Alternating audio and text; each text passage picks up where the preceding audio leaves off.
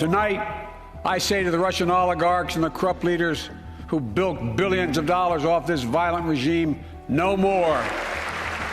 On March 2nd, the United States Department of Justice created a special task force called Kleptocapture to enforce sanctions and freeze and seize assets of Russian oligarchs. The United States has tightened the economic chokehold on Russia today. Sweeping economic countermeasures. Some of the harshest sanctions ever on Russia. And it's not just the U.S. Oligarchs face sanctions from the rest of the Western, if not global, community, all of which ends up costing them a pretty penny. President Putin's super rich friends feeling the financial squeeze. So who exactly is an oligarch, and how will these sanctions impact Putin's war on Ukraine? The term oligarchy describes a government by the few, basically a small group of people with an inordinate amount of power and influence. And that's kind of why it's synonymous with these Russian billionaires, who control about 30% of the nation's wealth. These contemporary oligarchs came to power in two ways. First were those who took advantage of Russia's financial collapse in the 1990s, after the fall of the Soviet Union. So when the Soviet Union opened up and liberalized and the Soviet Communist Party system fell apart, the state was actually committed to mass privatization of property. These companies that had been state companies were now to be converted to private companies, so they'd be more efficient and they could operate in the world economy and so on. A handful of people positioned themselves to take over these newly private companies through means like rigged privatization auctions. These corporations were some of the highest in value, most of them in natural resources, Russia's main export. So by acquiring them, these people quickly gained an awful lot of resources, money, and political influence. Influence that extended to the Kremlin and then President Boris Yeltsin. Then came the post-1990s/2000 oligarchs, the Putin-era oligarchs. Now, when Putin came along, these oligarchs were pretty disorganized, and they were kind of doing their own thing. And they each had a little bit of influence. Some had a lot of influence on President Yeltsin and his government. Many people thought at the time that Russia was a true oligarchy and that these rich private actors were controlling the president.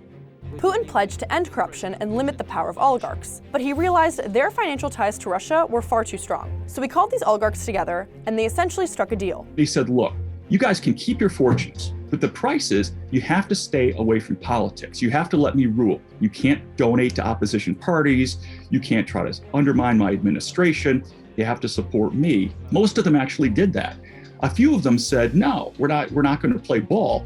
He managed to drive them out of the country and take most of their businesses away. Take, for example, Mikhail Khodorkovsky, a former Yeltsin economic advisor.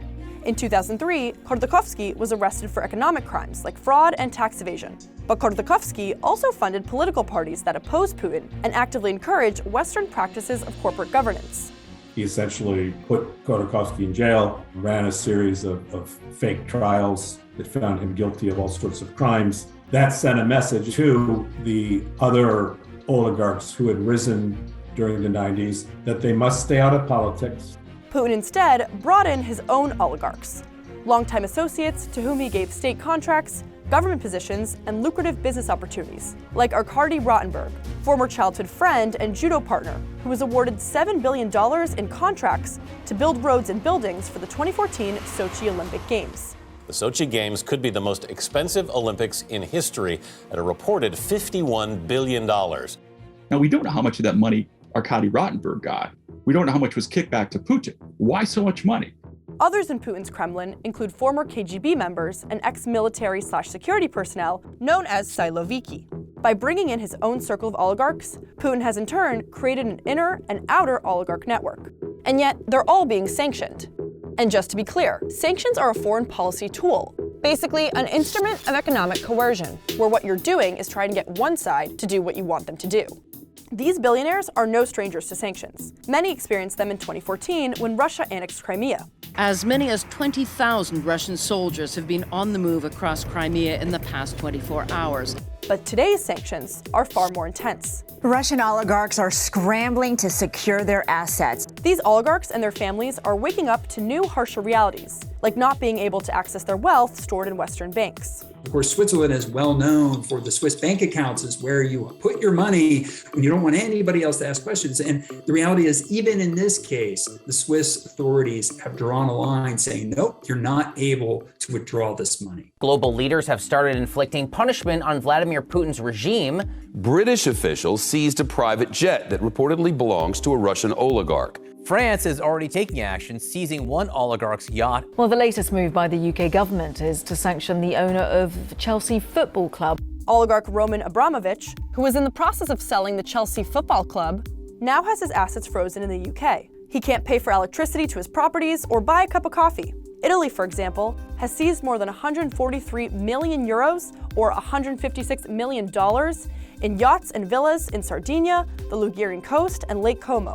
Right now, you can follow on GPS on a map Putin's oligarchs' yachts, and there are hundreds of them, trying to make their way to the Maldives, this little island nation, which doesn't have extradition rules with any other country, so maybe they can shield them. Some oligarchs, like Mikhail Friedman, are even locked out of their own companies, as in physically locked out of the building. They tightened the economic noose around the necks of more Russian oligarchs and their families, including banning their travel to the U.S. And their family members will be blocked from attending U.S. colleges and universities. We're tightening the way we implement sanctions and enforcing them on a much more proactive, aggressive basis. We're getting creative legally. These sanctions are designed to make the lives of these oligarchs as uncomfortable as possible, in the hopes that they will speak out and put pressure on Putin to stop the war. Of course, it makes sense they'd target that inner circle. But the reason for the outer? The fact that their initial wealth is not completely dependent on Putin might create in them a level of leadership, political will, or courage to challenge Putin. So the multi-billion-dollar question, can it work? So far, Putin's mind remains unchanged, and it seems unlikely, especially as he's become more isolated.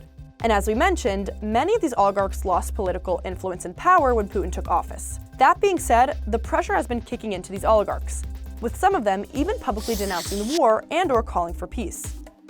Plus, given that many oligarchs lack much influence with Putin right now, ongoing sanction pressures could strain these relationships even more. Remember, Putin's deal was essentially, you stay out of my politics, I'll stay out of your business. But what happens now that Putin's politics are torpedoing their businesses? The hope is that he will read his cronies and his officials and his oligarchs' interests well enough to know that he stands to lose their support.